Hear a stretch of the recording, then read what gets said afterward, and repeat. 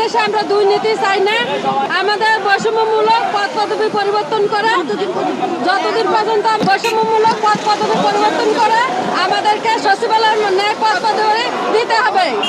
যতদিন পর্যন্ত আমাদের এই দাবি মেনে না হয় আমরা ততদিন পর্যন্ত রাজপথে আসি থাকবো। এবং কর্মচারীদের বৈষম্য নিরসনে আমাদের কিছু দাবি দেওয়া আছে। 1 নম্বর দাবি হচ্ছে নন ক্যাডার পদে নন ক্যাডার দিয়ে চালাতে হবে। কোনো পদ খালি থাকলে নন ক্যাডার পদ থেকে চলতি দায়িত্ব দিতে হবে। এখানে বিসিএস ক্যাডার আমাদের পদে আসতে পারবে না। আমাদের উপপরিচালক পদে অলরেডি আমাদের একজন অফিসার পদোন্নতি পাওয়ার যোগ্য, তাকে পদ বঞ্চিত করে দীর্ঘদিন তাকে পদ বঞ্চিত করে একই পদে রেখে দেওয়া হয়েছে, যেটা বৈষম্য নিরসন অতি জরুরি করতে হবে। পরিচালক, অতিরিক্ত পরিচালক, উপপরিচালক, সহকারী পরিচালক, প্রশাসনিক কর্মকর্তা, হিসাবরক্ষণ কর্মকর্তা সহ নন ক্যাডারের পদ সমূহ বৃদ্ধি করতে হবে। প্রশাসনিক কর্মকর্তা, হিসাবরক্ষণ কর্মকর্তা সহ সমমানের নন ক্যাডার পদ থেকে সহকারী পরিচালক অনুষ্ঠান এবং সহকারী বার্তা নিয়ন্ত্রক 30% পদোন্নতি দিতে হবে।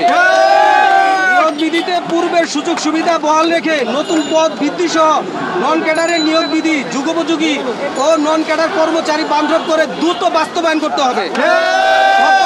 সকল পদের ফিডার পদ 2 থেকে 3 বছরের বেশি হবে না। ব্লক পদের পদোন্নতি দিতে হবে। সচিবালয়ের ন্যায় পদ পদবি দিতে হবে। সচিবালয়ের ন্যায় একটা নিয়োগ বিধি বাংলাদেশ বেতারে আমরা চাই, সেটা দ্রুত 7 কর্ম দিবসের মধ্যে বাস্তবায়ন করতে হবে। ধন্যবাদ।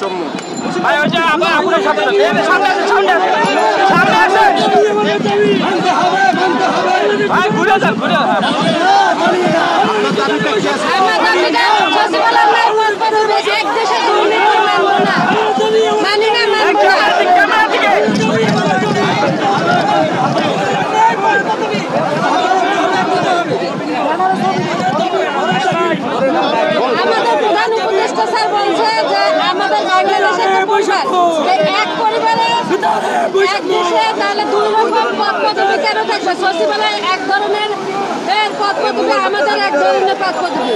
একই সার্টিফিকেট দিয়ে যদি আমরা চাকরিতে অংশগ্রহণ করি, ওরা ইন্টারমিডিয়েটে অফিস সহকারী পদে আসে, আমরাও ইন্টারমিডিয়েটে অফিস সহকারী পদে আসি।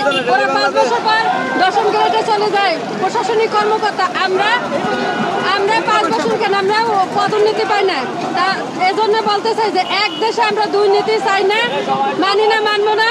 আমাদের বৈষম্যমূলক পদ পদবি পরিবর্তন করা, যতদিন পর্যন্ত আমাদের দাবি নন ক্যাডারের বৈষম্যমূলক পদ পদবি পরিবর্তন করে আমাদেরকে সচিবালয়ের ন্যায় পদ পদবি দিতে হবে।